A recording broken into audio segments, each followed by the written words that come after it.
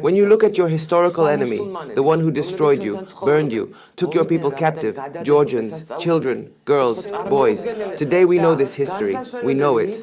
Why even say it out loud? And yet, as we've heard from the Iranian embassy, other Muslims living among us came and postponed Ramadan celebrations that would have once seemed unimaginable. You know what I'll tell you? I've never been to Iran on a personal trip, only as part of official delegations.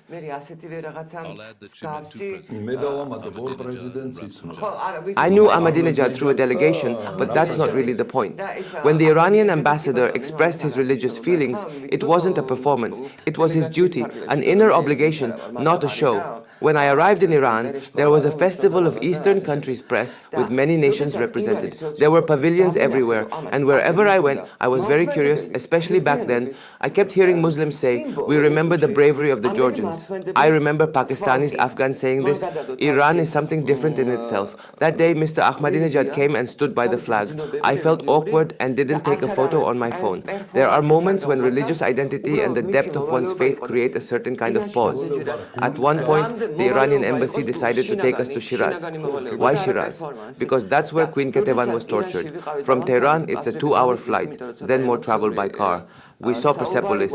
Yes, Alexander the Great burned it, but it didn't stir much emotion in me. Then we entered a tea house where locals were sitting. When they heard Georgian ladies had arrived, they invited us for tea. The interpreter told us it's out of respect for Georgian women. Shiraz is where Queen Ketevan ended her life.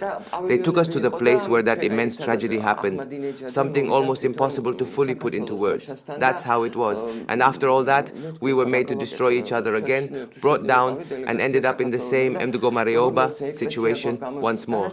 I'm telling this because the line between the past and the present starts to blur.